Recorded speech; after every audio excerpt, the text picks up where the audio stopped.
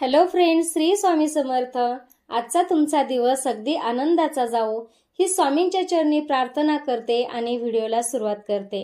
तर आजच्या व्हिडिओमध्ये आपण पाहणार आहोत उद्याची जी पौर्णिमा आहे तर त्या दिवशी आपल्याला म्हणजे वैशाख पौर्णिमेच्या दिवशी काय सेवा करायची आहे। तर वैशाख हा हिंदू कॅलेंडरनुसार दुसरा महिना आहे। या महिन्याच्या पौर्णिमेचे महत्त्व अनेक ग्रंथांमध्ये सांगितले गेले आहे। या दिवशी पिंपळाच्या झाडाच्या पूजेला विशेष असे महत्त्व आहे।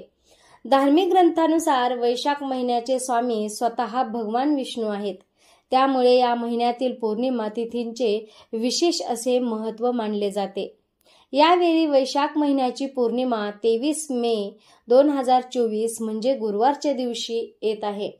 या दिवशी बुद्ध आणि कुर्म जयंती ही साजरी केली जाते। वैशाख पौर्णिमेचे दुसरे नाव पिपळ पौर्णिमा देखील आहे। त्यामुळे या दिवशी पिंपळाच्या झाडाची विशेष अशी पूजा केली जाते।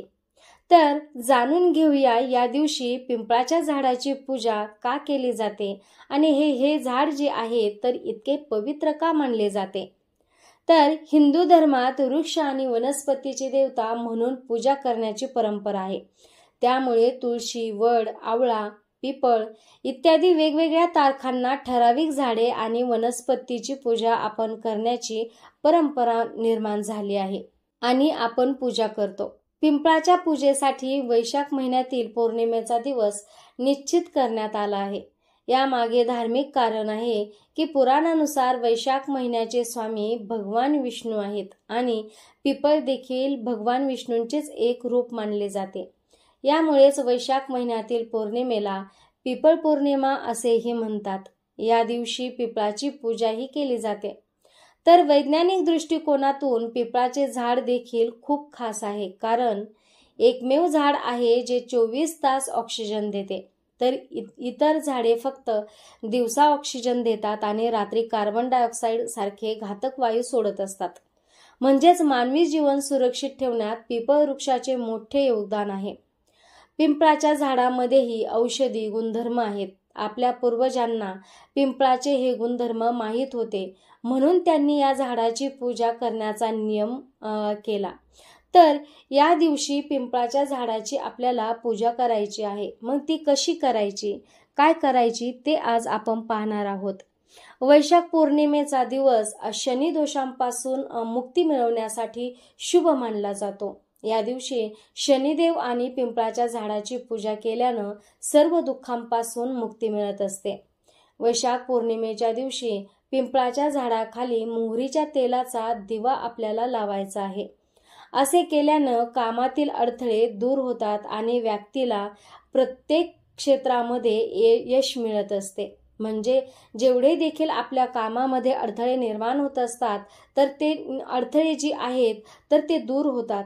म्हणून या दिवशी आपल्याला पौर्णिमेच्या दिवशी आपल्याला पिंपळाच्या झाडाची पूजा ही नक्की करायची आहे।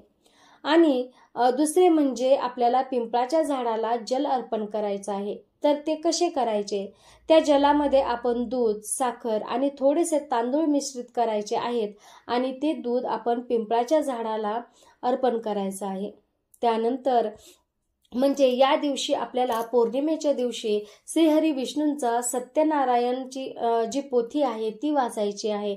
म्हणजे सत्यनारायणाची पूजा आपल्याला आपल्या घरामध्ये करायची आहे। तर सत्यनारायणाची पोथी आपल्याला वाचायची आहे, ती देखील पूजा करायची आहे। आणि शिवाय जी लक्ष्मी अष्टक आहे तर याचे 11 आवर्तने आपल्याला करायचे आहेत। अगदी थोड्या वेळामध्ये होणारी अगदी उच्च कोटीच्या या सेवा आहेत, तर या तुम्ही नक्की करा। पिंपळाच्या झाडाला जल अर्पण करा, शिवाय दिवा लावा।